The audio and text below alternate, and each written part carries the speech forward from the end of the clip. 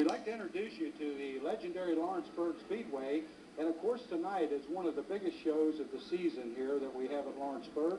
This is a USAC Thunder and Lightning Crestline Sprint Cars, and of course it's a world-renowned show. It draws probably more fans than any other sprint car organization in the United States. So we have a great deal of fans here in the audience tonight getting ready to go for this particular show. We've had cars that just came back from Hagerstown, Maryland, where they were rained out on a Friday night. They'll be running here tonight at Lawrenceburg, and of course tomorrow they'll be heading back to Hagerstown for the other USAC show.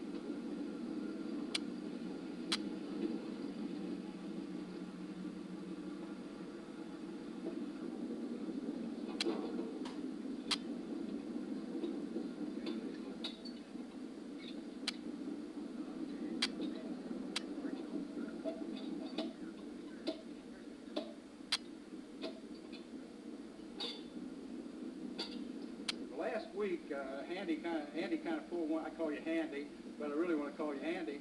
Kind of pulled one out of the hat down here at Lawrenceburg, and that's the first time you ever won at Lawrenceburg, isn't it, Andy? Yeah, really, it is. I've run here. I think that was my 4th time here, and we walked away the feature, and that made it pretty neat. Well, how long have you been racing? I think this will be my 6th year now. Your 6th year? Yeah. Did you start out in sprint cars? You've been in sprint cars all the time? Yeah, I started as soon as I turned 17, and pretty much went from there. Jumped right in a sprint car, and that was it, huh? Yeah. Do you race with USAC much? You know, of course, tonight's a big USAC Crestline Thunder and Lightning sprint show, and I guess you're one of the regulars with USAC, or do you race with them when you're close at hand? Is that it? Close at hand. We go where we can run for the most money, and we just do the best job we can wherever we go. Well, Andy, I noticed your car here really looks beautiful tonight. It seems almost a shame to take these cars out and get them all dirty, doesn't it? It kind of hurts your feelings once in a while. A little bit, but I got a real nice owner, Terry Winterbottom from Dayton, Ohio, and his company, W&W, sponsors a race car, and I think they kind of like it dirty every once in a while. Back it up a little bit. Tell us how you really got started in the whole world of racing. Was a childhood ambition, or just one of those things that kind of came by accident? No, it was the childhood ambition. I wanted to race since I could talk, and I started racing quarter midgets when I was 10 years old, and I set out a year so I could start working on sprint cars when I was 15, 16, a couple years, I guess, and then I just started driving. It's every little boy's dream, I guess, to either own a fire engine or a race car, and you've kind of fulfilled your dreams. And of course, I know to win a feature at a new racetrack is always kind of a thrill to any driver, and I'm sure that was shared with you last week and your crew. We just want to congratulate you, and we're glad that you're part of the legendary Lawrenceburg Speedway. And somewhere down the line, when that old book is written and the book is closed on racing someday at this track, Andy Hillenberg will be in that racing book as a feature winner at Lawrenceburg. And we'd like to wish you the very best of luck throughout the 1986 season. Hope you come back with us many times as possible. Thank you very much.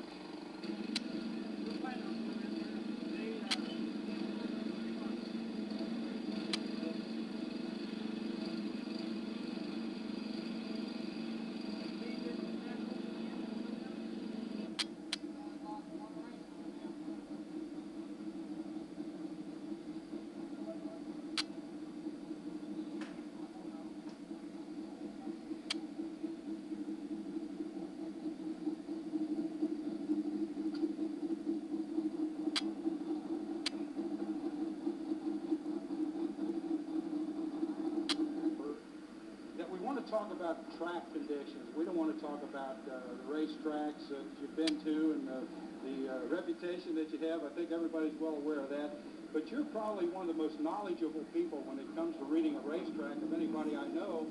And that, of course, I guess is applied to your success.